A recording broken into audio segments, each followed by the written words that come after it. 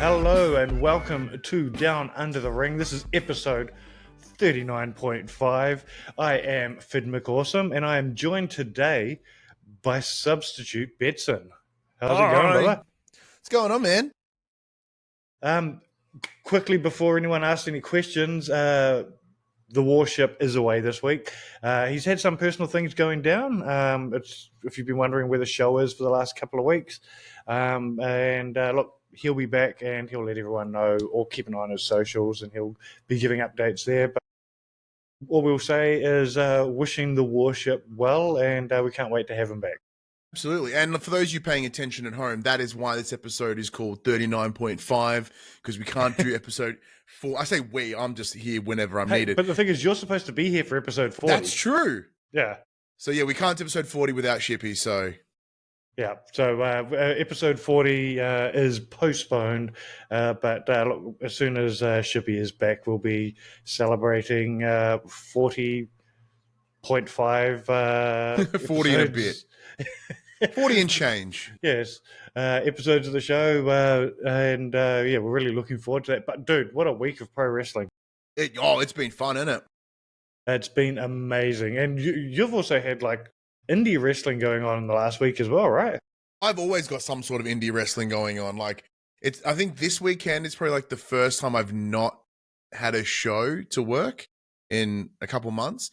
And it was one of those ones, especially last weekend, it was one of those, hey, we'll see you at the show. I'm like, huh? On Sunday, I'm like, damn it. Like, I'm happy to do it, but I completely forgot about it because I didn't put it in my calendar. So, because what brands are you with now? Because I think since the last time I was on one of these episodes with you, you've acquired more brands. I have, yeah. So, like in terms of my side hustle, so I continue to work for Renegades of Wrestling as their sort of front of house manager dude. Just runs all the front and the seats and chatting all the people. Just what's the expression I heard the other day that made me fucking die? Just risen with the tism. You know, man, it's just me being super charming out the front for all the customers. Yep. Then, of course, Adrenaline Pro Wrestling out of Seaford, still commentate for them. I still commentate for MXW. They're a bunch of all across the state. I now ring announce for Alpha Pro Wrestling out of Thomastown in Victoria. So, and then additionally, Brainbuster, the Brainbuster Wrestling Project out of Werribee.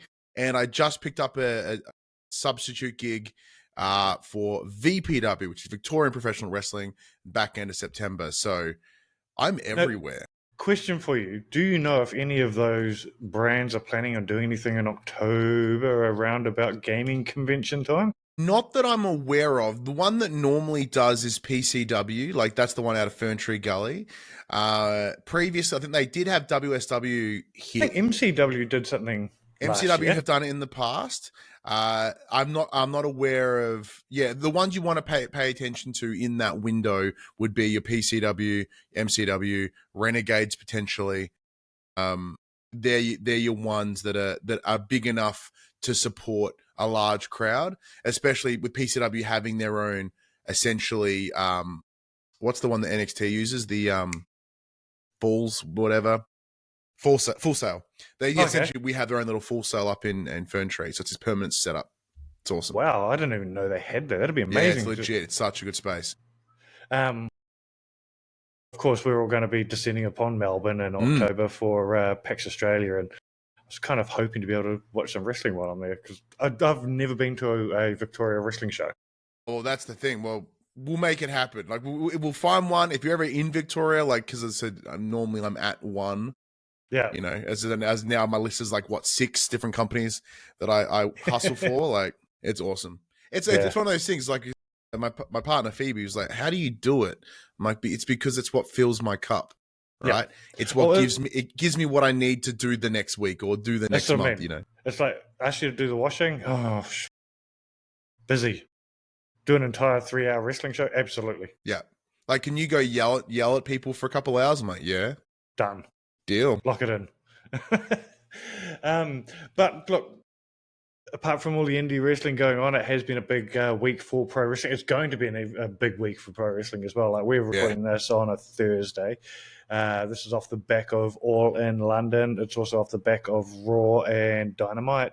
And we've still got Bash at Berlin coming up later in the week. Awesome early Father's Day morning for us all. Well, yeah, happy Father's Day to you, Phid. And to yourself. Thank you.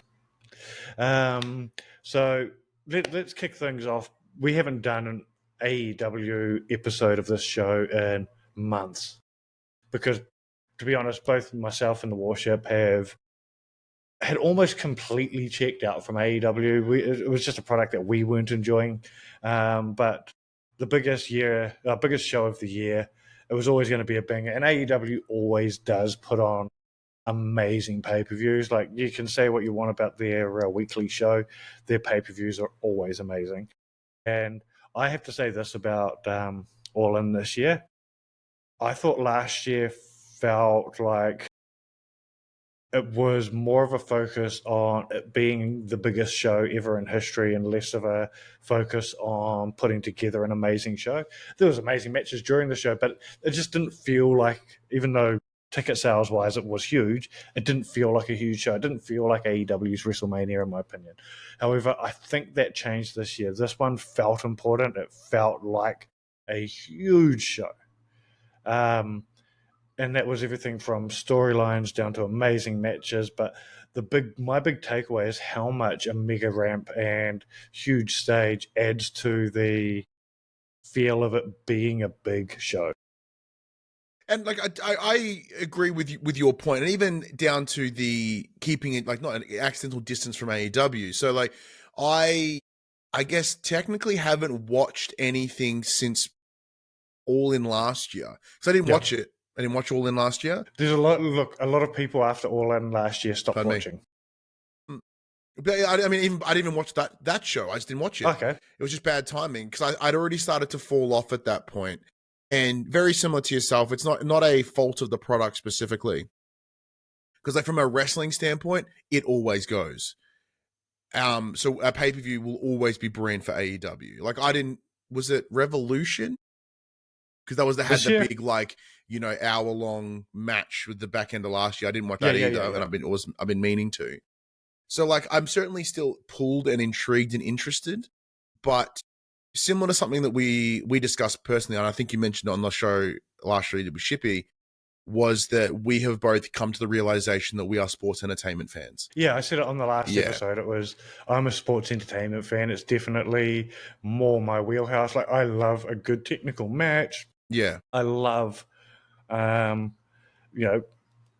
watching a great match physically, but I would rather a amazing 15 to 20 minute match that tells me a story and adds to a story than a hour-long barn burner.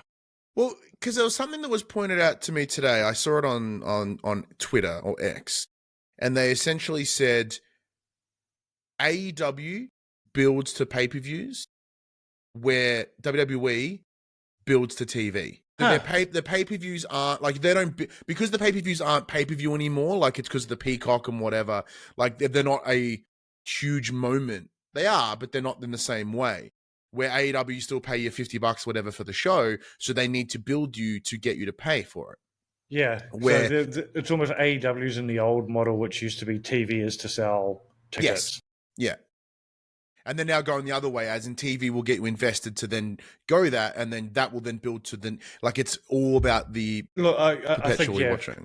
Yeah, I think what WWE does is they need to make great programming all month. Yes. Because their main product is selling to the network, so they need to make sure their programming is good. So that's where they make the bulk of their revenue. But the other one is merchandise. And since it moved over to Fanatics, merchandise is a huge part of their income. So if they don't have great programming all month, they're not going to sell T-shirts. They're not going to sell hats. They're not going to sell title belts, right?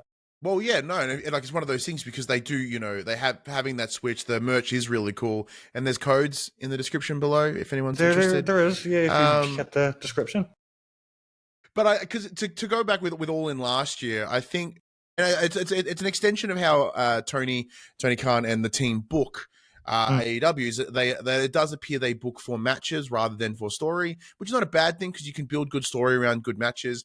But heading into All In last year, it felt like there were so many matches that were announced the day before almost. Yeah. Like it felt really close to the line. So I think that's why it didn't have that oomph, that energy coming into it. And this year, like even consuming AEW from a distance, I still knew the stories heading in. I knew what this was going to be, what that was going to be in terms of like what was leading into it. And I really enjoyed it from that aspect, right? As in be able to come in, just watch some ripper matches. Some were great, some weren't as much, so I kind of fast forwarded them.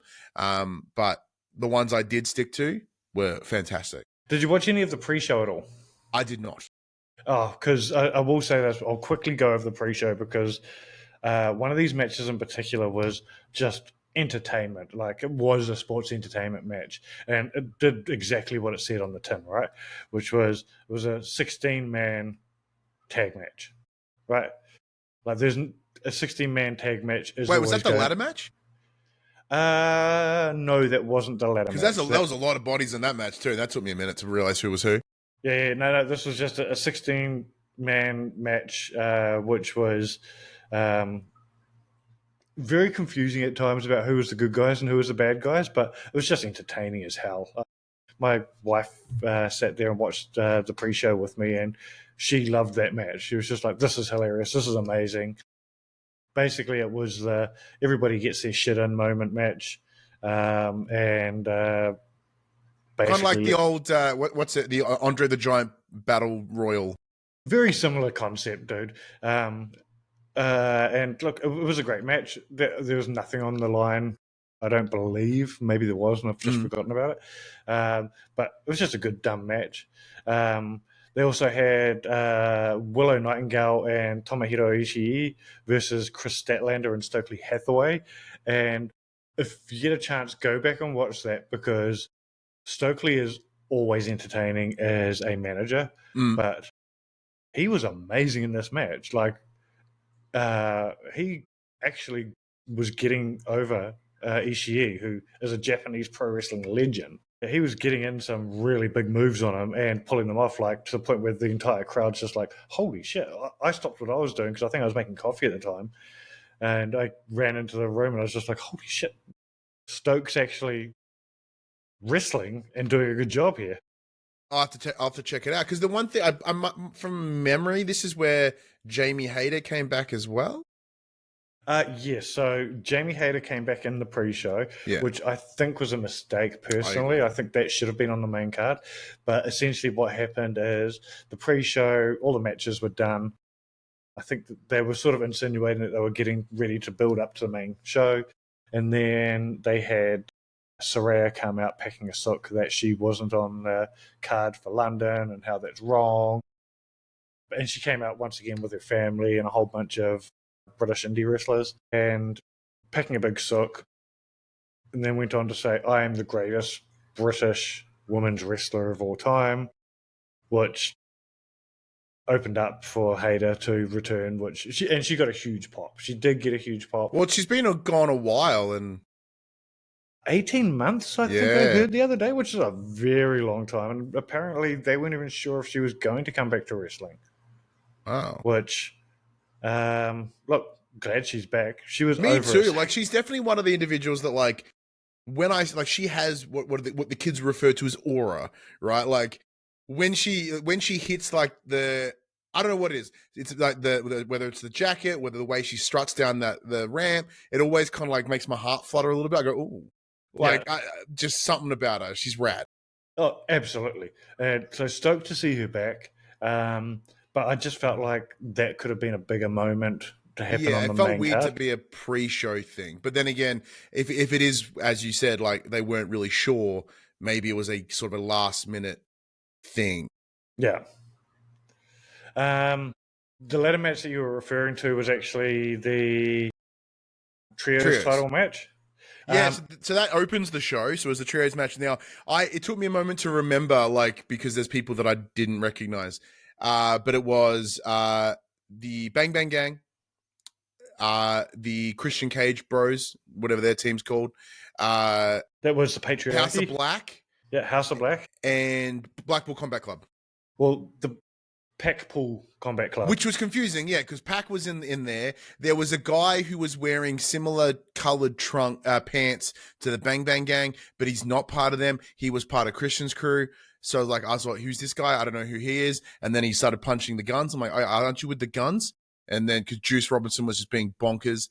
The match was fantastic.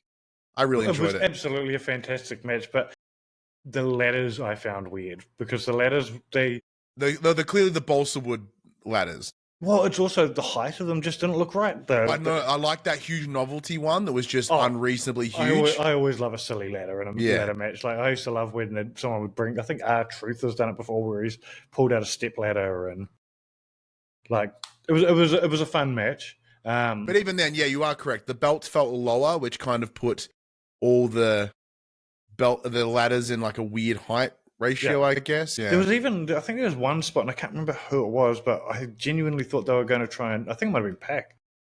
He went to the top rope, and I was sure he was going to do a jump for the belts, which would be interesting. I don't know if that's actually doable. Like, do you have to use a ladder? I'm not sure what the rules are there. Well, my understanding is once it's just off the thing, right? Yeah, so I mean, if someone was able to jump at it and get it, right? Yeah, why not? Yeah. I mean, look, this was a fun match as well, though. But I really want to jump to the key ones because there's a few matches on this which I think I even said to you, and I also said to Shippy as well because he didn't catch it live.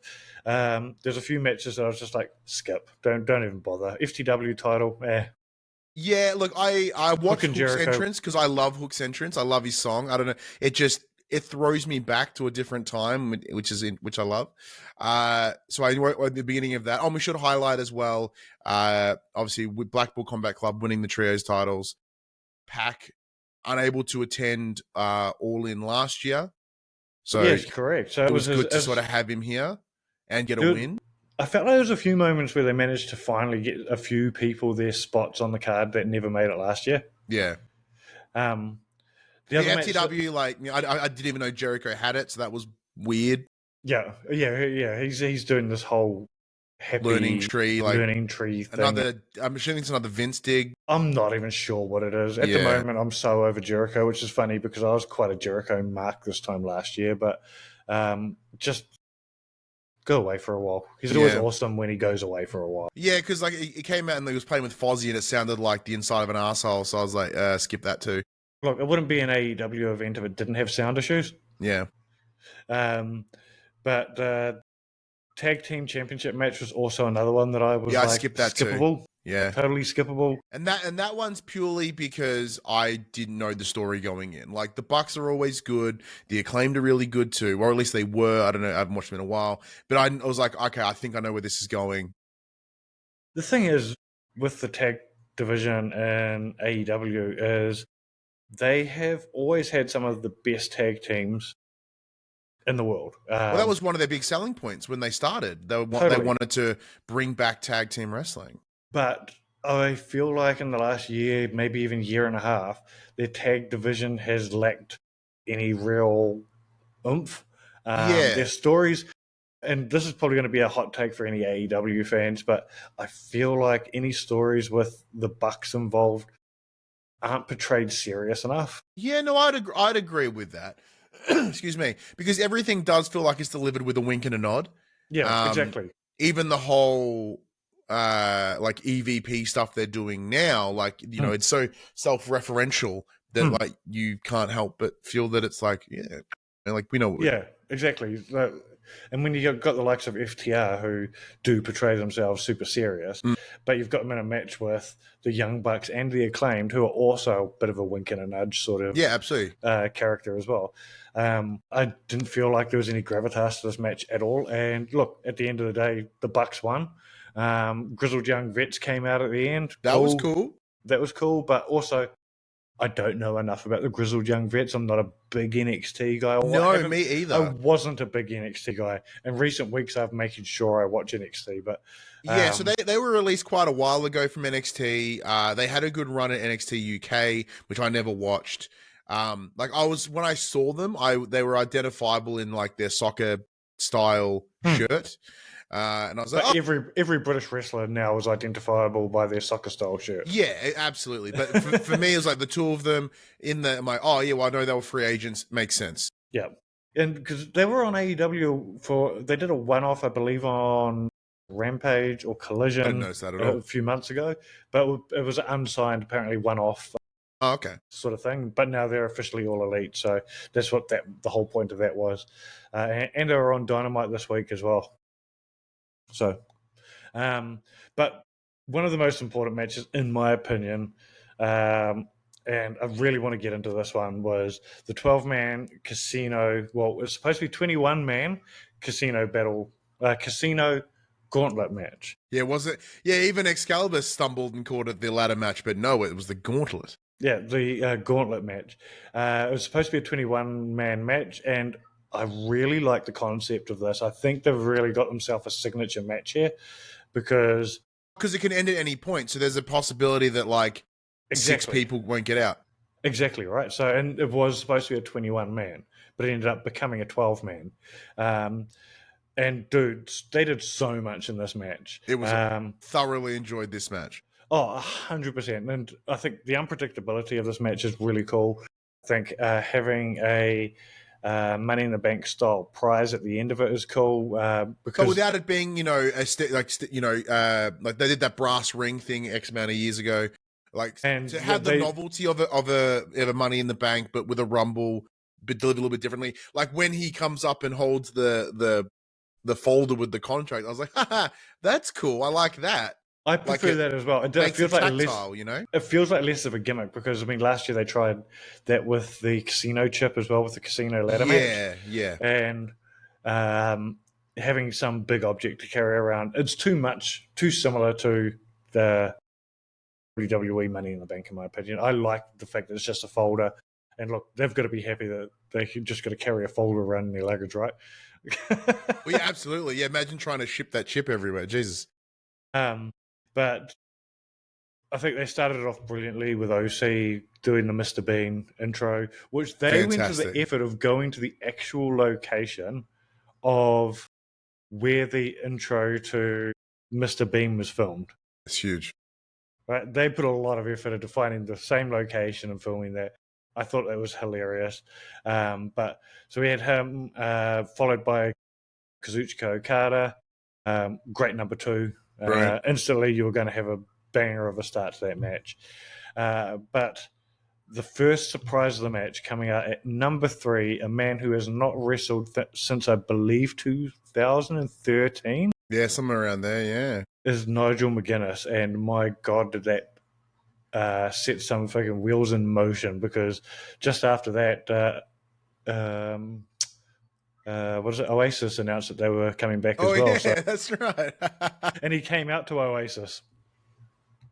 Yeah, because like that was what he said 10 years ago, approximately, when he retired. Like years before I started watching wrestling or being involved in it. So like I know him as the commentator. Yeah, the very like unique, as in you recognizable voice commentator.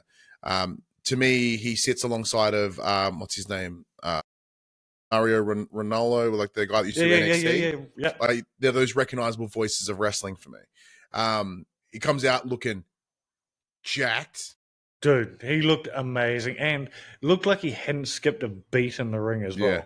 Yeah. Like in the ring, like no rust. Amazing. Apparently, he mentioned this on Chris Van Vliet's interview a couple of weeks ago, which, funnily enough, I tweeted about. I was like, Chris Van Vliet watching this match, and the GIF was, I can't believe he lied to my face, was a GIF. Because he said in there, he goes, look, I was ready to come back last year. I think my time's passed, blah, blah, blah, blah.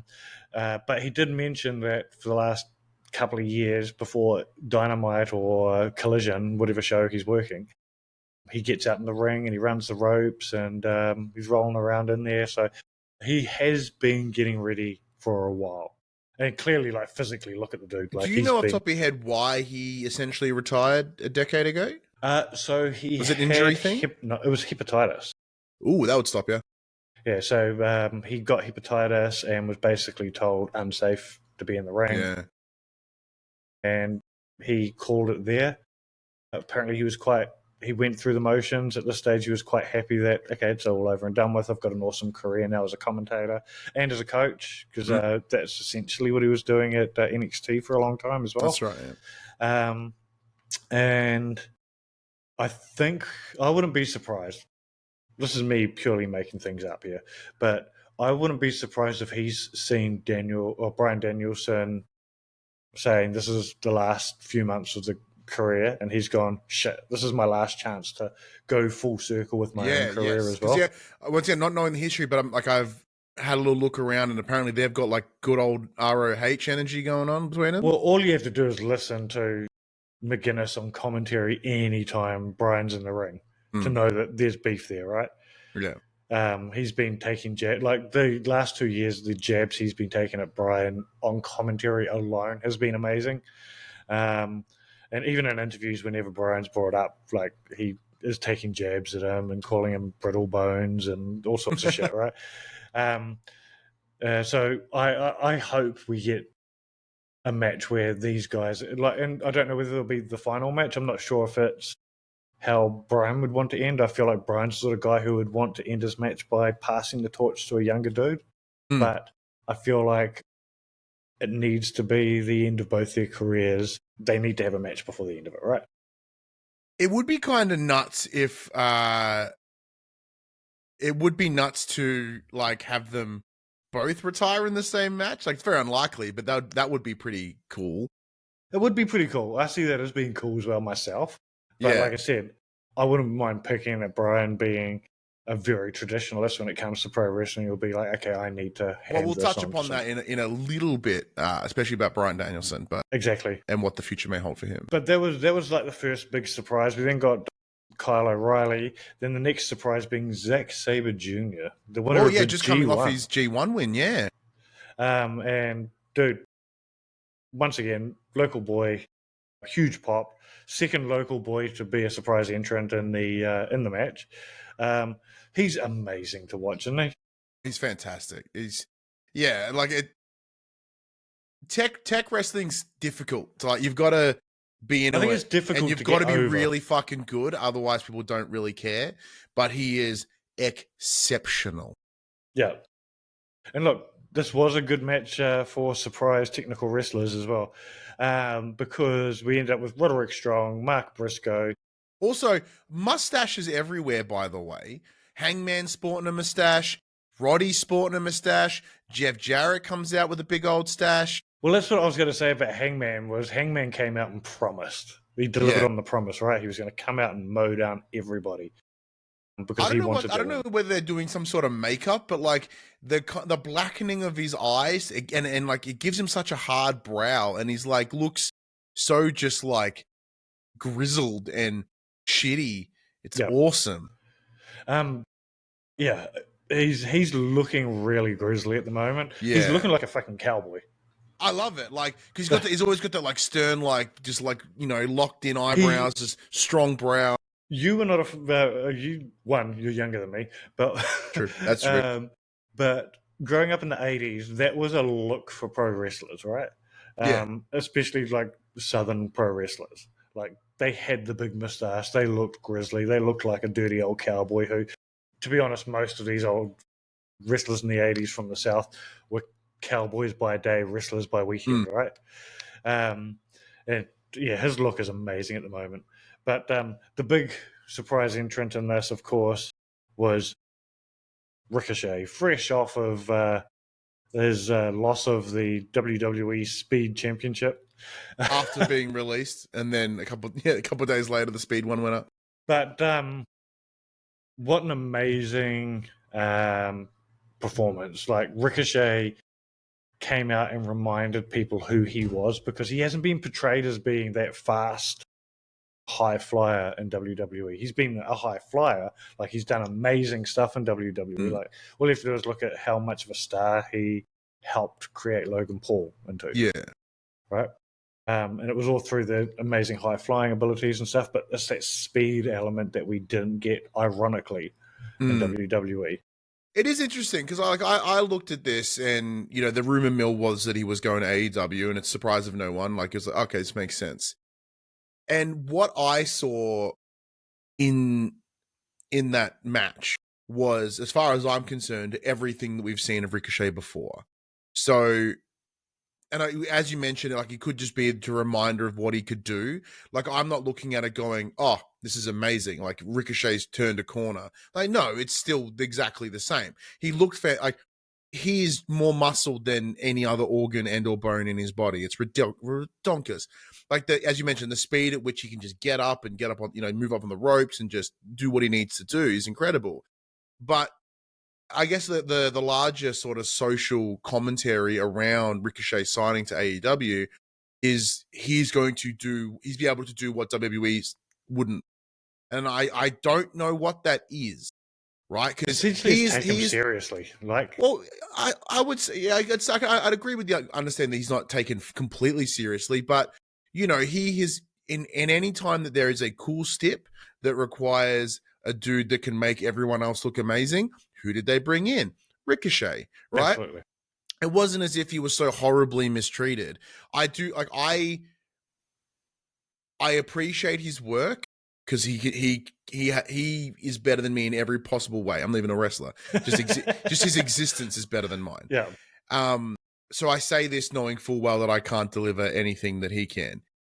But it's more of a look. He's incredible in the ring. On mic, he's fine. Before you continue, I will say this: one thing yourself, myself, and Ricochet do have in common is all three of us have pulled amazing women. That's absolutely true. Yeah, that's one thing we can compare. Yeah, I'll take that. Big pop on that one. Yeah, big fan. But you know what I mean? Like, yeah, on mic he's fine. Like, what is the character of Ricochet?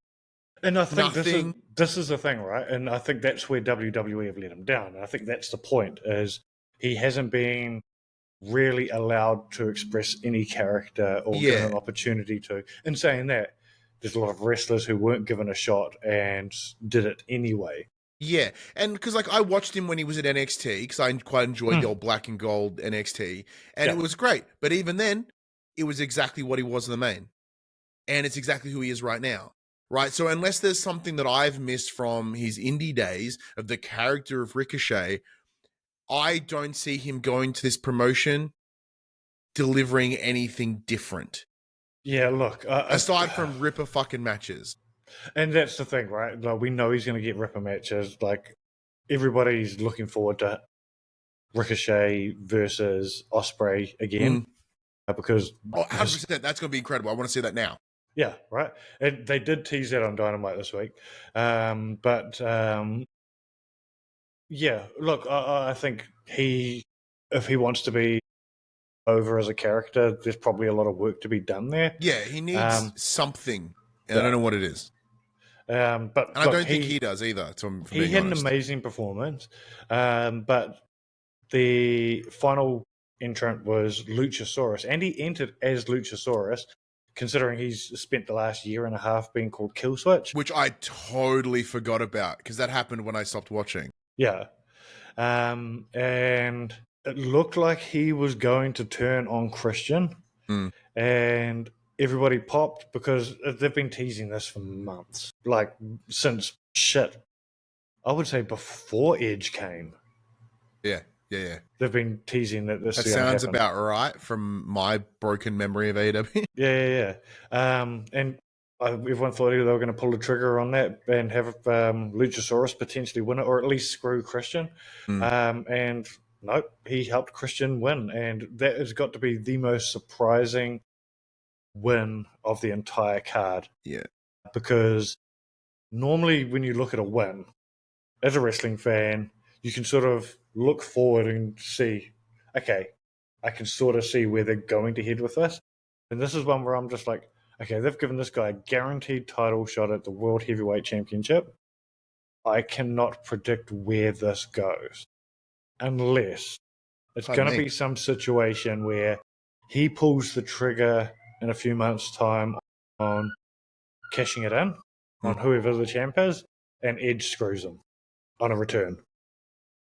That's the only thing that I can come up with. We are going to bury the lead on here of the outcome of the main event because I think it ties in. Having been away from watching AEW for quite a while, I did rely a lot on commentary to explain where everything was in general. Yep. Pardon me. So I did quite like the things that they did in the trios match where, there were moments where Luchasaurus he could have grabbed the belts. Christian Cage is like, no, I get the belts, which demonstrates his desire for power, his desire to be that one guy. Yeah. And that's been his gimmick since he's been a heel, has been, yeah, I am the tag team champions. Essentially, it's he was the TNT champion, not Lucha, Kill Switch or whomever. So I like that, and that's something that was a good reminder. And then because when they had the entrance, his music hit. I'm like, dude, he was in the trios. Why are they? And then they were like, this is a guaranteed title shot. I'm like, makes that sense. is because like there's no way he would give up like his character of like power hungry. Yeah, there is no way he would give up the opportunity to. He's like, well, I've just lost a title. I need another title. Yeah, and I really like that. I dug that a lot from a character perspective. I thought it was brilliant. Absolutely. So I'm not questioning that at all. That makes sense to me. Oh yeah, right? But then in turn, by him getting the win, like I was a bit confused about the outcome of Luchasaurus doing it. I thought Luchasaurus is turning. This is awesome. But working into the outcome, it is interesting though that like it's meant to be a 21-man match, became 12, and 2 of them are people that already had a match previously in the night. So like AEW's roster is so ginormous, very similar to WrestleMania. Why did they not put more people on the show? Fine. But yeah, to bury the lead of the outcome later, the involvement of family and being a father was so heavy in that main. Look, the Christian Cage going with his father focus, dope. 100%. The package. Look, let's talk about the main event. Yeah, we'll come back to the other ones. Let's go to the main, and then we'll come back. The build to this match has actually been amazing, and the package before the match, for Bryan Danielson was awesome. I once again, I've been out of the loop. I welled up just watching that because it was if you talk about anything about being a dad or anything like that, you get me immediately, right? Like, yeah, I'm suck it in. Yeah, and that's what I mean. Like, just in that small, I think it was almost 2 minutes or something. It was a small amount of time, but they managed to tell the story of, I love pro wrestling. Everything about my life is pro wrestling. Until I had kids, until I got married and had kids. Now this is my life. And how important, I will give up everything for you. And that was so powerful. But that led right through to the end of the match, because this match was a banger. It was incredible. It was awesome. This is the one match that I missed live. I struggled because AEW pay-per-views are long. Right. It's only 4 hours though, but you also watched the kickoff though, so yeah, and I watched it live, which I went to bed at 6:30. Yes, and the main event hadn't happened yet. So I watched it this afternoon because I watched the show last night. And then I was like, I got to the main and it's 11:30. I'm like, I'm going to bed. So imagine how I would have felt at 6:30 in the morning, being awake all night, and I'd been to a client's event the night before, which. So old strategy, Cotton. Oh, exactly. But this match was a banger. It humped in every sense of the word. Like, it was amazing. The amount of near falls, the amount of pushing through, watching Swerve Strickland being a heel while he's actually not a heel, but he was playing the right part in this role. Swerve is amazing now. Like, I haven't watched anything of Swerve. I didn't see his win. I didn't see, like, in terms of him getting the title. Like, I've not seen anything of his run. The only thing I'm aware of was his beef with Hangman, which I like Hangman. That's great. So seeing him here, as you pointed out, like, there was a ferocity. There was like something in his eye. Like, it just, he's hit a different echelon as a performer. Absolutely. And this is the thing. Yeah, once you're talking about aura, holy shit. I think when he was first signed, right, I liked him in NXT from what I saw, but once again, I wasn't a mad NXT watcher when he was with NXT. When he was first signed to AEW, I actually said this guy looks amazing, but he became, in my opinion, pretty forgettable pretty fast. Yeah, and like And as it much could as I just be the love way. Keith Lee, like having them, cross paths, that was really cool. Was the little tag team, Swerve in Our Mhm. Glory. I enjoyed that. But yeah, there was, just Yeah, and they felt whatever pretty. that turn. Like, actually, no, I lie. What was that? Was that promo that he did? I think it was after the Texas Death Match with Hangman, and Mhm. he's just like fucking piss and blood. And he cuts So that that was backstage the. promo. I felt like that rivalry is where Swerve found whatever extra piece that he needed because he had the look. He was already a great worker, um, and I think he was almost there. But it was during that rivalry is when he found that last piece of the puzzle because he has been amazing as champion. And there was a moment there where Ring of Honor, AEW, WWE, and TNA all had Black World Heavyweight Champions. Yeah, it was cool. That was cool. Yeah. But in terms of like himself keeping up with the likes of Bryan Danielson, like the match was, as I said, it was exceptional. Bryan giving some sort of technical stuff where, Swerve was going that more sort of like hard hitting, getting dropped on the ring bell was a cool spot. And they didn't hide it in like the camera, like in terms of the camera shot, like his noggin wanged that bell, like not where he got cut, but like he still hit it and it looked, so it gave it that extra like up close personal, he's legitimately getting his brain And this kicked is the in. thing, right? Is you don't see Brian bleed a lot. Swerve, we've seen bleed a few times, right? Yeah. But every time Brian or Swerve bleed, it's for a reason. And Yes. it's not like when Mox bleeds, it's because he's hopped into the ring. Dude, I hung out with deathmatch wrestlers, man. A good stiff breeze and they're like start bleeding, it's like, Yeah, exactly, right? But this is where, like, and I'm not a deathmatch guy at all, but I do like when it makes sense. And this match, it absolutely made sense. and it looked But fantastic too. Like it was just like the I don't know what it was. The grizzle, I guess I'm using that word again. The grizzled look of Brian, well, see, the beard, the hair, and the blood. It looked incredible. Brian near the end of this match was totally giving me Austin and Yeah, Bret Hart actually, vibes. absolutely. Austin versus Bret Hart vibes of I'm pushing through this and I'm covered with the Crimson Mask. But yeah, Um, like so, yeah, the some great spots, awesome. That little whatever that like running little kick thing that Swerve does. I forget what it's called. it's that little back kick. Yeah, where he jumps and like there was one that he did, and like in combination with how it was mic'd or how he hit his leg or whatever, Oh, the it ring, sounded like it fucked that his ring face. was It was mic'd awesome. up so well. Yeah. But the other big one as well with this is Brian was so good with his subtlety in this match as well with telling a story.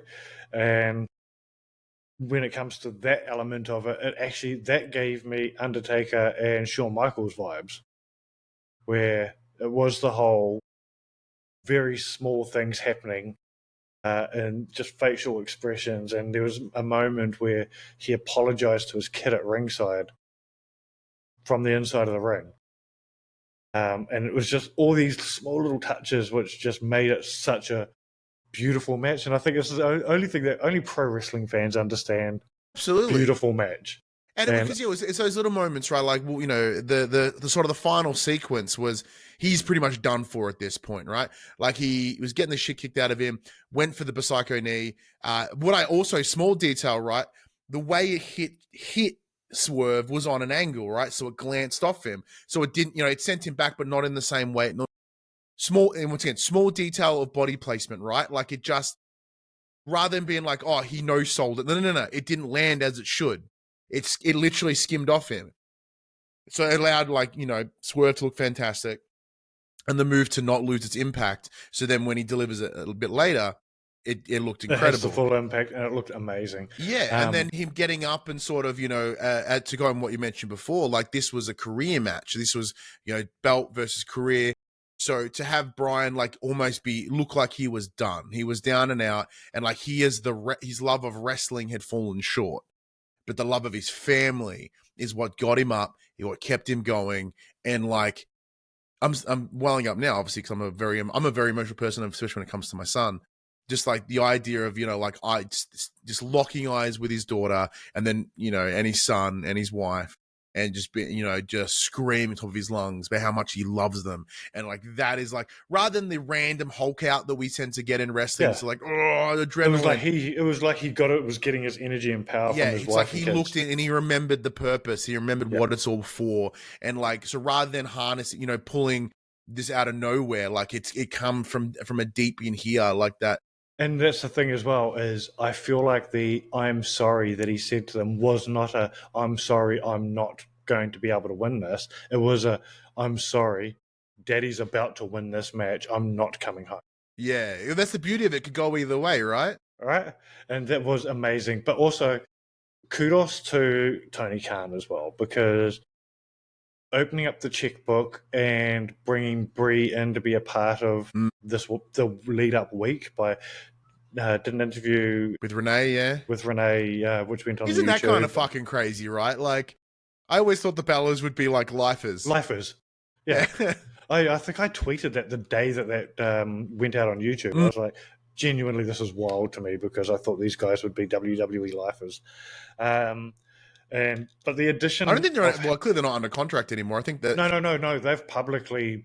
They it was a couple of years ago, I think, and I remember even the time I was like, that seems really bizarre. Last year, yeah, I remember being quite a shock actually, considering how much and their entire show, the Bellas. Yeah, well, the thing is, I genuinely think they need to bring the Bellas in some form. Maybe not as wrestlers, but they need to be a bigger part of the show, because strategically, because 10 years ago, I knew people that knew of the Bellas that did not watch pro wrestling. Yeah. Right? So they will bring they've got their own fans because of the AE special with their own reality shows. And was it Total Divas? They had Total Divas first and then Total Bellas afterwards. Yeah. And they had fans outside of pro wrestling. But the end of this match as well, to go right back to what we said about the start of this match with the whole family thing and how amazing they built him up as being this family man. There was this one moment right at the end of the match, to me. Well, we almost delivers the driver to his son. No. That was awesome. That was a good little clip on Twitter. I got a real good kick out of that. This is after the match. He's got the title. He's celebrating in the ring. And he brings in Brie and the kids. And this one moment, which is, it says everything about Bryan Danielson. He drops the belt on the ground, on the mat, because the most important thing had entered the ring. The most important thing wasn't winning that title. It was the wife and kids. Yeah. And that the symbolism of fuck the belt. And it wasn't even a throw down the belt. It was just sort of just to place it down. Like, this is, it's important, but it's not the most important. Yeah, it got me in the same way that when Kofi won, coincidentally again against Bryan Danielson, or Daniel Bryan as he was at the time, at WrestleMania, where Kofi Mania. Where his kids came in. Yeah. And it was that same impact. Yeah. Right? Because obviously with that, it was a multi-level amazing, because it was obviously an African-American champion, or in the case, literal African champion. But, and even just the fact that it was like, even taking that out of it is But I mean, like, so that was Kofi, the impact, and then the impact of him doing it with his family, and it was just like Kofi had been with the WWE for over 10 years and never won. Never had and Xavier Black pouring his eyes out didn't help. Yeah. But this match was amazing. The storytelling was awesome. Super interested to see. And how about 50,000 people singing Final Countdown? Well, did you watch the press conference at all? No. He was asked about the Final Countdown. I was going to watch it like after I'd finished the show, which I have now, so I might watch a bit later. Yeah, but he mentioned the way that he chose that song was he was on a flight somewhere and he was in an airport and he was downloading music from LimeWire or something, and he'd just read an article on the 50 worst songs in rock music, and like in the top 3 somewhere was the Final Countdown. I have a feeling like We Built This City by Starship was in there too. That song sucks bums, and it's very similar. But he was like, "Oh, that song's a banger. I'm going to use that." And he downloaded it and used it as the entrance music. And he goes, "How ironic is that now 15 years later or however many years later it is, he's got 50,000 people singing it along with him in Wembley Stadium. Yeah, hearing all the people doing the do that ruled so hard. I think the only other match worth talking about, because I'm going to be honest, I think the TBS Championship was a bit meh. I don't know how you can have Britt Baker and Mercedes Moné in a program and it not be amazing. I don't know. It didn't interest me. I don't know what's going on with Mercedes since she's been in AEW. Has not gripped me as much as when she was Sasha in WWE. Yeah. I wasn't a big fan of her then, but on top of that, especially with stuff here, like there's nothing, and maybe it's just me. Well, this is the thing; it's me as well, right? But like, I was thinking about this the other day, actually, right? And I'm not convinced that she's. God, this is going to get some hate. I'm not convinced that she is worth being the highest paid female wrestler. I agree. So this may not be as hot take as that, but like this is still something, right? So there is an energy that comes with AEW that it's visible in a number of wrestlers. It is this arrogance, for lack of a better term. There's just an energy of just looking down their nose at you. Yep. The Bucks have it. Yep. Jack Perry has it. Yep. Mercedes has it. Now, is it character? I don't think so. I don't think it's entirely character, right? Like, I think it's amplified by character, but it's at the core of who they are. And that I can't fuck with. And look, I think this is why she's playing a heel, is because that's who she is. Yeah. But even as a heel, she just feels fake. The one clip I did see out of the press conference, and yeah, it's a kind of an inappropriate question, but the way it was delivered was actually quite a supportive question. The reporter asked her about her recent announcing of the divorce, which is a touchy subject, but she turned it into him trying to hit on her, and he's like, no, by publicly announcing this, something that is very personal and secret, it can help bring light to and alleviate some of the guilt and shame. Like, as someone who's come from a separation of a marriage after 10 years, like, I was full of guilt and shame, and I didn't publicly talk about it for ages because it just hurt. So for her to step up and do that, and for the guy to ask a very good question, like, I can assure you there's a bunch of women and men out there that could take, I don't know what the right word I'm looking for, but there's, in her being willing to do that is a huge, okay, cool, well, I'm not alone. But then her to treat the guy like an asshole, and then even when the question came out and the question wasn't gnarly, she was just still an asshole. Like, there was yes, it was based in character, but the delivery, the absolute condescension was that of an asshole, not a character. The thing is, on this week's Dynamite, they made it part of a little segment as well as her being single. So they're okay with it. So why was she being an asshole? Exactly. Look, it sucks because I think Britt Baker is amazing. And I think her character work is amazing as well. I can't wait for her to go back to being a heel, though, because I think she is a way better heel than she is a face. Yeah. But she's doing a great job. Yeah. And, like, we'll transition to, like, the energy that I mentioned from Mercedes is what we see in Jack Perry, right? His entire gimmick is, I got in trouble, but not, I deserved it, but didn't.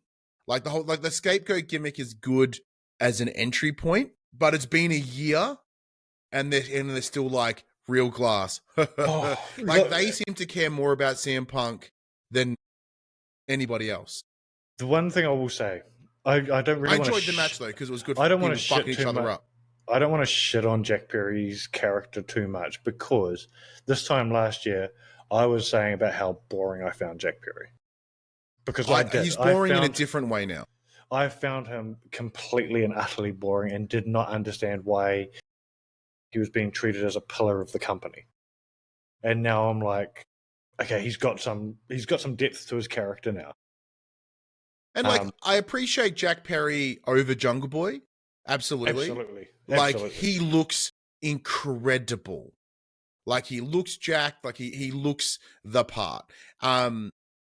And I like the turn in the way at which he is wrestling. Like, I do like the open to be a bit more hardcore because I do quite like hardcore wrestling. And the dude made his own title bout. Yeah, and that TNT belt looks mental, and I want it. But once again, it's been a year. Granted, he's not been back that entire year.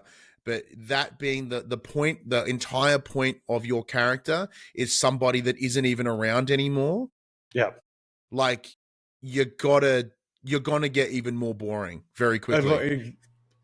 I agree with you as a whole when it comes to AEW. It's been a year, let it go now. Like, you've got enough jabs in.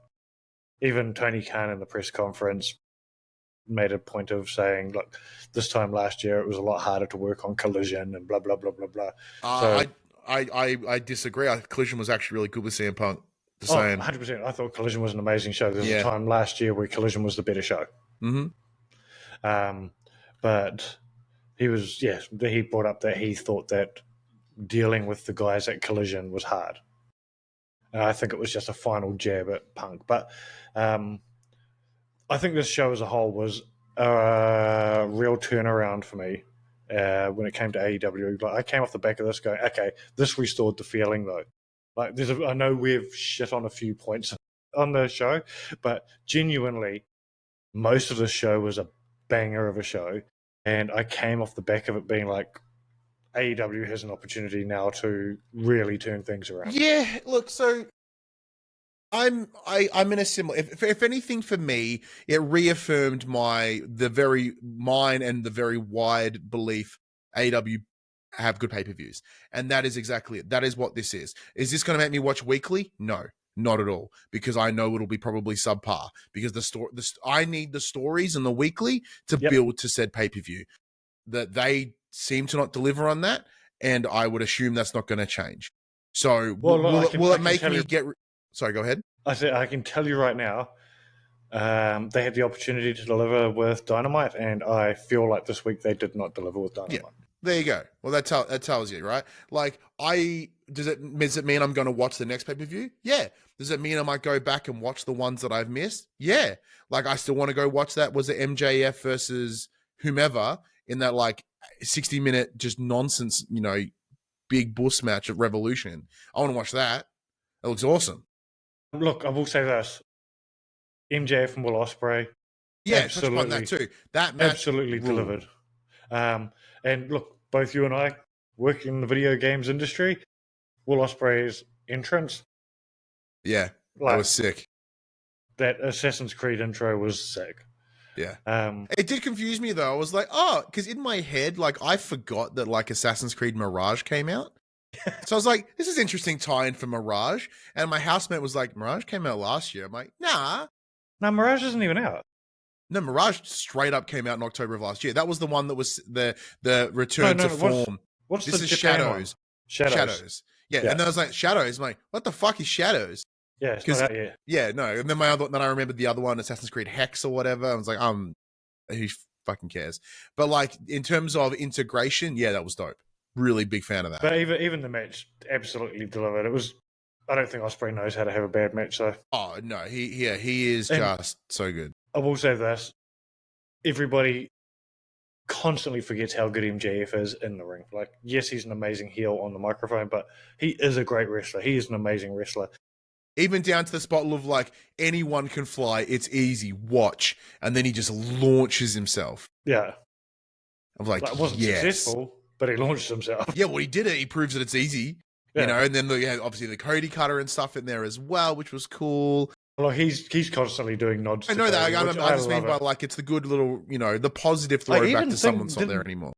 Am I correct in saying that I think he pulled off a well, because there was a Cody cutter versus Oz cutter sort of little moment. I think he also did a Crossroads as well in there somewhere. Oh yeah, he 100% did a Crossroads, yeah, and then there was the Cody cutter, which was unsuccessful, but the Oz cutter was. Yeah. I would have laughed if he had if Ospreay kicked out of the Crossroads and if MJF had turned around. I knew it was a shit move. Yeah. A full-on nod to WrestleMania. Look, we do need to move on because It's just on an hour. Yeah. Well, look, as we mentioned, right, like, it was a great show. It has us intrigued to sort of see what the future holds for AEW, especially around that pay-per-view space. Mm. And we got some interesting news before All In. Absolutely. And this was on the pre-show, and as Australians, this is probably the most surprising. Well, not surprising. There was leaks already, but confirmation that we are getting a AEW pay-per-view on our shores in Brisbane. Yeah, so Valentine's weekend 2025, the 15th. Yep, my wife turned around as soon as that played, and she was like, "Well, I guess I know what I'm getting you for Valentine's." Yeah, I didn't go that far. I just told, hey, apparently February means we travel interstate for wrestling. Yep. So it's in Brisbane. It is in Suncorp Brisbane Stadium. And just by pure chance, the tickets are now up, and we're able to actually see. Yeah, so tickets are going on sale on the 30th, so they're not on sale at time of recording. No, however, at time of recording, they're available to see what is going to be available to purchase. Yeah, so you can see what the prices are. You can see the floor plan, and because it's a rugby stadium. It's not Optus Stadium we saw with Elimination Chamber. Fuck, because the media booth had the shittiest seats in the media position, because Optus Stadium is a cricket venue. Yeah, well, it's a big round fucker. By extension, right? Like I looked at the prices. I paid for the $300-ish tickets for Chamber, and we got in the stalls, but like right near the front. It was awesome. Yep. Great spot. Yeah. For the $300 that I was like, I'll probably spend the equivalent. I can get floor and pretty fucking close. Like the pricing balance is much better here. Yeah, exactly. Once again, smaller venue, less potential pool, but they've understood that's going to be harder, and they've lowered the barrier of entry, which I really appreciate. Absolutely, because tickets are ranging from $20 as the lowest ticket price, which amazing. There's not a lot of $20 tickets, but there is $20 tickets. Even the ringside seats is like $1,200, $1,900. Correct. Which you were saying that's like a third of what people were charging. Oh yeah, dude. Absolutely. At Chamber, you're looking at $8-10K to get ringside, which it was crazy, ridiculous. I only knew one group of people who were at ringside, and they worked for 2Ks. That was cheating. Exactly. Yeah. So we can't really claim that. No. But yeah, most of these tickets are super affordable. Like $300 is almost ringside. Yeah, and Brisbane, much easier to get to than Perth. Oh, for us, absolutely. An hour for me, and hour and a half for you? Yeah, so even we originally contemplated doing the drive to Perth, but like that's 3 days. Where even if we decide to, because the East Coast is lovely in Australia, right? Lovely. Yeah. So I was like, maybe arguably too fucking hot. Yeah, it's gonna be balls. But like, maybe we can do the drive, and it's gonna be 2 days, and it's not gonna be through the middle of fucking Australia. Like, there's 1,000 places we can stop and have a look. We can see a bunch of things on the way. And I've got family in Brizzy as well, which is helpful. I'll tell you this: I am not driving. Yeah, but it's an hour and a half flight. Like, if we booked the tickets now, you'd probably pick up tickets for $100. Absolutely, and like that's probably I just moved house. I'm kind of paying 2 rent right now, so I'm probably not gonna be able to get tickets tomorrow. But I don't think it's going to sell out anytime soon. I was going to have a look because, February 15th, because I wasn't sure when they advertised it, if it was going to be February 15th here or February 15th American. Yeah, no. So, February 15th, awesome. So I might have to book my flights for that. Yeah, once again, with it being a rugby stadium, unless you're sitting at the ends, because it is a rectangle-shaped field, you're going to be pretty good. Like, you're going to be able to see it. I will say this. I think, and I said this last week when news first leaked, is I think with their viewership in Australia is not at WWE levels. And I think they will struggle to sell out a stadium. The stadium is capacity 60,000 people. It looks like they've got it set up to be, I think I guesstimated 45 to 50,000. Yeah, so there are some blocked off areas, but of course that seating number is excluding floor. And exactly. If they're going to open up the floor, they have the potential for more. But I'm with you. Like, no fault of AEW. I think it's just WWE have decades of brand awareness. And they couldn't sell out Optus. Yeah. Right? Well, they got close, but they couldn't. No. Well, I would. Well, close enough in terms of like still, 10,000 seats or whatever, but like it's only a minuscule percentage comparatively. Yeah, exactly. But they struggled to sell out that. That was location, I imagine. Oh, I think absolutely. Location. If it was in Sydney or Bris, massive. like Super stadium. Showdown sold out. Yeah. Oh, I can't remember. Yeah. Wasn't lucky enough to be at that show, and I kicked myself. That was the show that made me fall in love with the wrestling. So I'm really mad that I didn't get to go because I'll never see Taker. Yeah. But I think they've understood the assignment or they've understood the challenges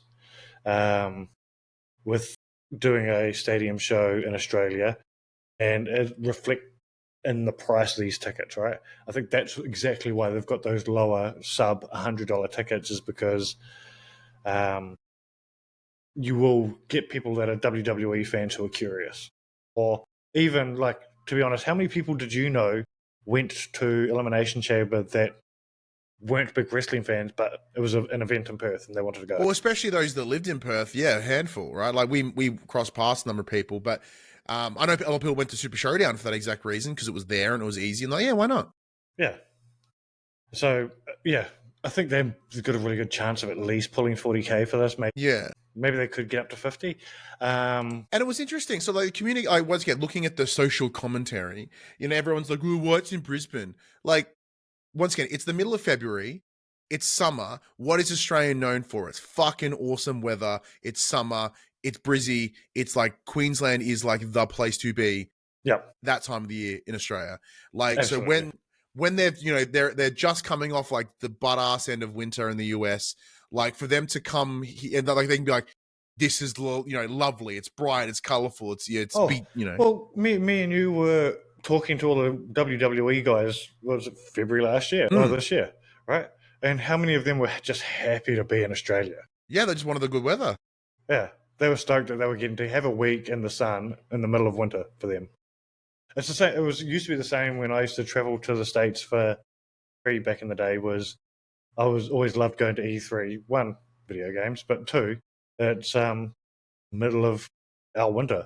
So I got to go to California for a week in the middle of winter. It was awesome. And sit on the beach and smoke weed with content creators. Look, it is the benefit of the life, but yeah. So the assumption is that you're going, yeah. Look, I have already inquired with not just AEW. I've been in touch with their PR to see if we can go as media. But I've also been in touch with TEG. Luckily, I have a business relationship with TEG for my day job.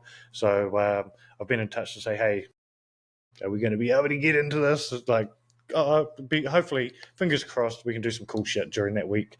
Much like we did with WWE. Yeah, we had a ton of fun, and like I'm more than happy. I'm more than happy to coattail you once again, Phid. Yeah, we'll see how we go. Like a good friend, Josh Robinson, has also hit me up. He's like, "Hey, if I need a cameraman for AEW, I'm like, yeah. We'll see what happens. I mean, you've got your priorities of who you're working with, though, right? Of course, that's right. Like, I know where I got to go. But then, on top of that, I'm in the same boat. I'm like, man, actually, I know a lot of my wrestle connections would know people. How can I milk this? Shamelessly. And I think even more so with AEW, because so many of these guys are also still indie wrestlers, right? Yeah, like I know, like I'm like 2 degrees of separation away from, Buddy Matthews, Tony Storm, Bronson Reed, different company, but like, Kyle Fletcher, like they are, because they all worked, MCW, PWA, and they're all still working those shows when they're in town. Yeah. Super looking forward to it. I think it's going to be amazing. And huge news for the local region. The thing that I'm actually going to look forward to the most, because some of the most fun I had when we were in Perth was the indie shows during the week. Yeah, well, because that's the thing. Like, people were like, "Ooh, about Brizzy wrestling." Like, Brizzy wrestling isn't as loud as, say, Sydney or Melbourne, but they're bloody good. But look, EPW put on that amazing show, which EPW puts on amazing shows, I've come to learn, but that show was full of wrestlers from every other territory, right? And there's nothing stopping IPW, Impact Pro in Brisbane, from putting on a mega show and having people from the rest of the country doing an amazing show. Or any of the other wrestling organizations in Brisbane. Like, I don't want to just single out IPW. It's just the one that I know somebody who works at. Yeah, and I said, I say this is like, you know, that they are good. Like, I have seen, I couldn't tell you the promotions out of Queensland and or Brisbane, but I can tell you some wrestlers because I've seen them here locally. I've worked with them locally. Yeah, and they hump, as your expression earlier, because I quite like that one. That's a good one. It's the more PG version of this is gonna fuck. Exactly. Yeah. But moving right along, I think last thing we really need to wind up with today is we've got Bash at Berlin happening this weekend. Are you staying up for this one? I am staying up for this one because you're insane. I'm not going. Don't think it's going to be as late. Yeah. Like it'll be a tight 3-hour show because that's what WWE does. True. But also being in Berlin, I believe I think it's like 3:30 in the morning or something. Oh shit! I was hoping it was going to be earlier. I could be completely misremembering. So I was kind of hoping it was going to be like a 1 a.m. start because London was a 3 a.m. start. Might be worth a quick Google. What I want to do is quickly run down the card with you, dude. Let's make some super quick predictions, and then we'll wind up the show. We'll start things off with the Women's Tag Team Championship match, Unholy Union versus Bianca Belair and Jade Cargill.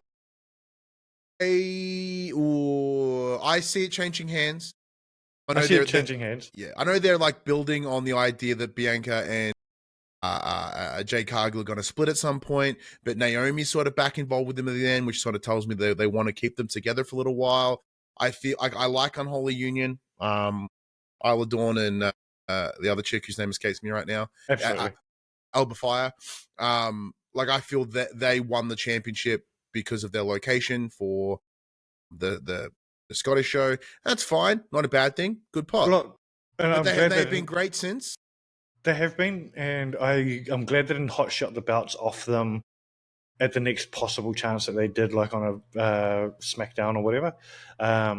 So, look, this is the opportunity for them to drop the titles, and I think Bianca Belair and Jade.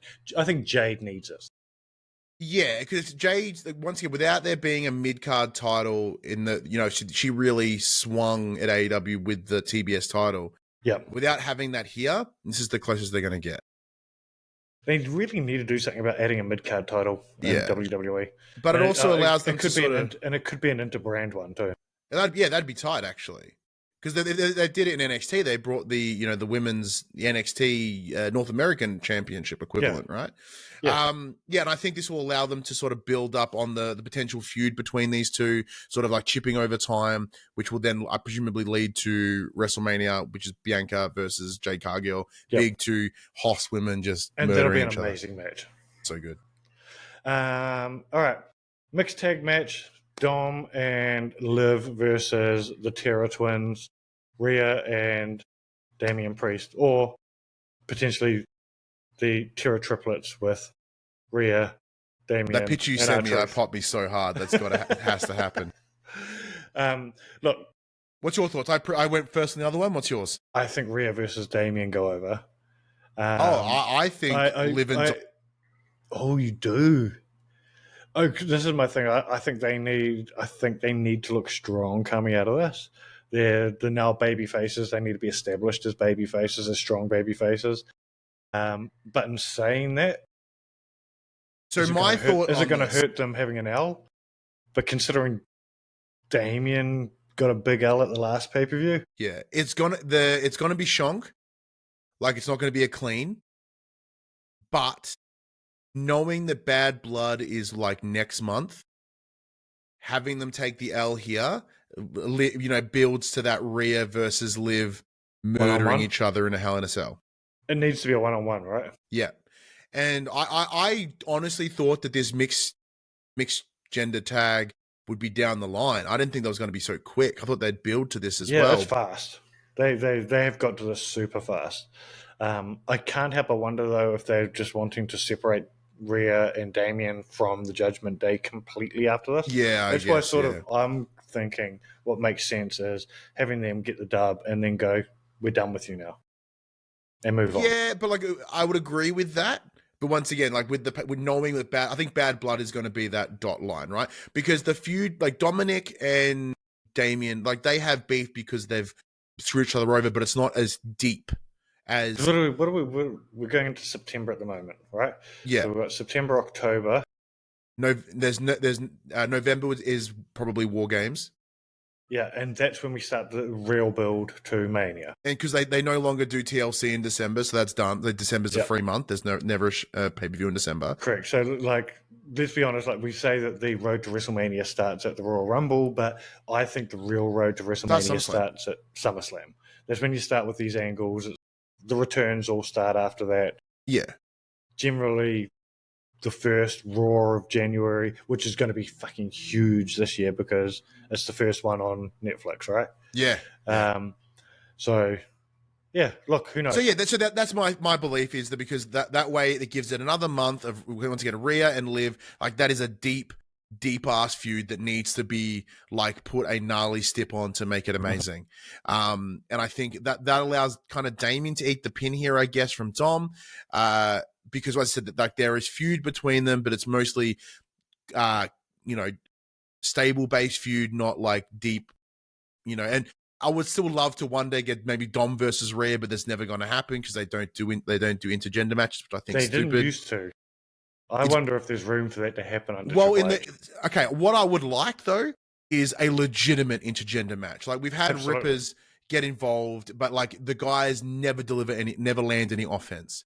Correct. I want Rhea versus Dom straight match, and like Dom to actually get some hits in. You say it just straight adds his heat. You say you want a straight match, but I want the exact opposite. I want. So I mean, straight match in terms of like it's not, he swings and Rhea dodges everything, and the guy just gets stomped in. Like no. You're ruining my joke. Sorry, my bad. Because I want Rhea versus Dom in a strap-on match. Oh yeah, give me that. That would be awesome. What we're talking about? Yes. This is one that I think is the actual show stealer, potentially. CM Punk versus Drew McIntyre. Yeah, CM Punk versus Drew McIntyre. I think this is going to be an amazing match. It's funny how Punk's sort of making the strap match his signature slowly. Because he did it at AEW as well. Yeah, one of his best matches was against MJF for the strap match. Right. So I think it's going to be an amazing match. And it's a traditional strap match as well, so it's touch all four posts. The size difference between Drew and Punk is going to make this amazing. Because the thing is, like, you can't have Punk out, like, he has to outsmart Drew because there's no way he can outpower Drew, right? He has to take advantage of all of Drew's insecurities. He has to just outsmart him completely, which he proved that he can do this week by doing the whole coming up from under the ring and did the hilarious live stream on Instagram beforehand. Like, he was live streaming from under the ring on Instagram before he came out. Amazing. It was. I wasn't watching the show live, but I was on my phone for work, and all of a sudden I got a notification that CM Punk has gone live. CM Punk never goes live. Isn't it interesting? Like, I know we've discussed this before as well. I think not on a show, but like when All In last year happened and the whole brawl out or whatever, it is interesting. Both you and I were very firm, like, Punk's a fucking dickhead. But now in hindsight, like, he's working it at WWE. He's clearly happier, and he's delivering, right? Like, it tells me very quickly that the circumstance was him being CM Punk and his ego, and did come into play. However, it was very, very clearly antagonized. Well, this is the thing: is since All In, I've come to know people who have worked with people who are involved in that situation. Yeah. Actually, I'll just straight up say it. Like, we've got the interview that we did on the show with, what's his name? Gino. With Gino. And Gino sort of alluded to what the Bucks are like in real life. Yeah. And that was a big... Well, that's what I'm saying. It goes with my point before. Like, they work those characters because that is clearly who they are. Yeah. And it looks like, we see Punk now. He's, he was so like disenfranchised by the WWE because of Vince, but then he goes over here and sees that this is no better. It's worse in a different way. But yeah, I was going to say there were, I think, two extremes, right? Yeah. One was too controlling to a point where he couldn't do shit. The other one was like, there's not enough system here. Yeah. It's like working with children. Yeah, and then to see him over here and be happy and working, it's like, okay, cool. And then on top of that, getting himself a win against Drew McIntyre at Bash in Berlin. And that's where I think this absolutely has to be a dub. That makes it 1-1. Yeah, right. And do you think they have to wind up Punk and Drew before Mania? Yes, because Mania is Seth and Punk. It has to be. Has to be. Will they be the other? Could they be the other Hell in a Cell match at Bad Blood? I hope so. That could be an amazing one. And I'm going to be honest, the two title matches, I don't care for. Yeah, look, Cody versus Kevin. Cody's not dropping it. Should be a cool match. Potentially could lead to Kevin turning. Sort of that'd be Kevin's cool. Amazing heel. Oh, incredible. Randy versus Gunther. The match is going to be awesome. I like the idea that, if it's going to be awesome in a completely different way than the matches we saw on AEW. Oh, absolutely. Yeah, it's going to be sports entertainment gloriousness. Correct. And like with the impact of, if Randy were to win, that equals him to John Cena, which puts him like into puts him in contendership to being the the most beating Ric Flair, because Cena's not going to do it. He's not going to win. Like Gunther's going to retain, but like the intrigue of that is cool enough. And once again, it's veteran versus the new super strong up and comer. Like, we saw this at King of the Ring where they were the finalists. Technically Gunther kicked out of an RKO, but it wasn't a perfectly straight RKO. Yeah. Where I think we'll see that happen here. Yeah. I think they're going to lean into the fuckery of the bad pin. Yeah. Yeah. Like, have the ref actually see it this time? It's like, nah. Yeah. I think the only thing we disagree on is the mixed tag. So it's going to be interesting to come back next week and see who did better here. Well, once you picked Bianca and Jade, I was like, I might just go the other one just to mess with, just so there's at least some disparity. But no, I'm glad at least with the mixed tag we'll have something different. We can't both win. That's true. It's absolutely not that there's anything to win. But look, also hopefully next week we'll have Warship back as well. So we're going to have to get his picks at some stage in the next 7 days. But look, Bash at Berlin's going to be great. Looking forward to seeing what happens there. I will say this week's Raw, there's only one thing I wanted to touch on from this week's Raw, as everything else was just a build for Bash at Berlin, but the main event on Raw was the debut of Uncle Howdy. Oh, yeah. Which how he actually wrestled. Yeah. Coincided with the debut or the return. No, it was the debut of Bray Wyatt in the same date. I think it may have even been the same building. I may be wrong on that's a pretty cool coincidence, yeah. But, dude, what a match. He looked awesome. They did the right thing with that. I'm so intrigued with this story. He is absolutely honoring the legacy of Bray, which is so cool. That's bad. Like, admittedly, I haven't watched Raw this week. The only thing I've seen is the clip of Bronson Reed just blowing out top of a car with Braun Strowman, which I really like, because I was discussing this with my mate Craig. I love Craig. Who doesn't love Craig? Everyone loves Craig. We'll discuss it. He's like, oh, it's really cool they're giving Bronson this. I'm like, yeah, because there is no big monster anymore. Like, the only other one is Braun, hence why I like that he got decked, because Braun, he's come and gone from the company. They tried to push him numerous years ago, gave him the greatest Royal Rumble. He was the Universal Champion. He's been a tag champion. Like, they tried to make him something, and he just couldn't do it. An amazing title run with that kid. That was dope. What was the name of that kid? Whatever that kid's name was. I can't remember. But you mean, like, they tried to make him something. He's, X amount of years has been. He's like, he looks fantastic, but he's too much of a unit to make him run around a ring so frequently.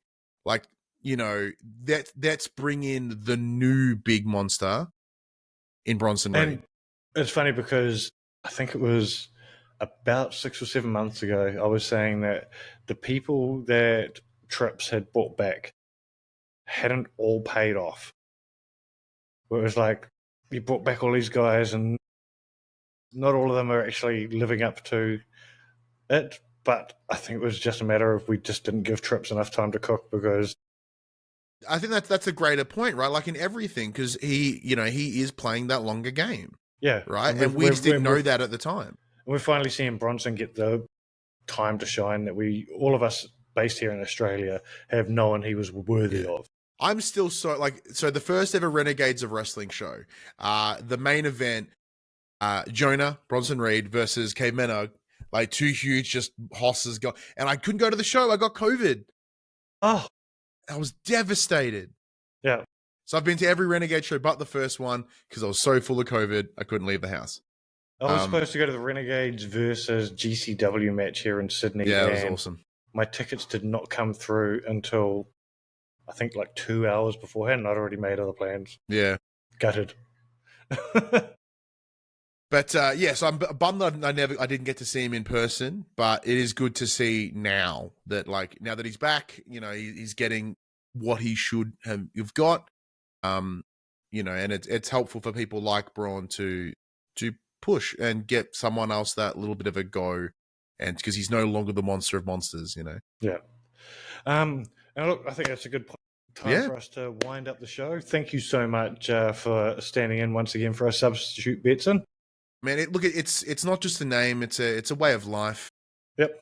I love being substitute Betson. I really appreciate you are the Pat McAfee of this show.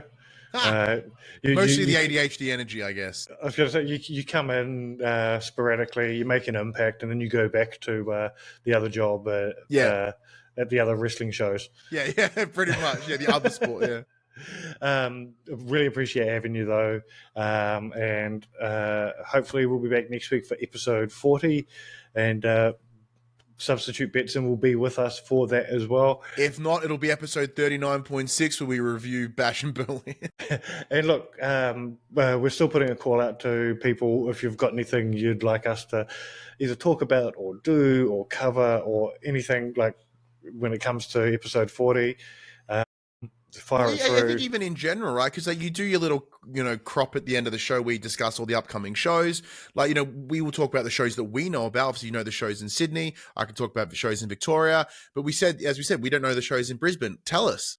Yep, absolutely. We really need to get back in the habit of promoting all those shows. We haven't done it for a few weeks.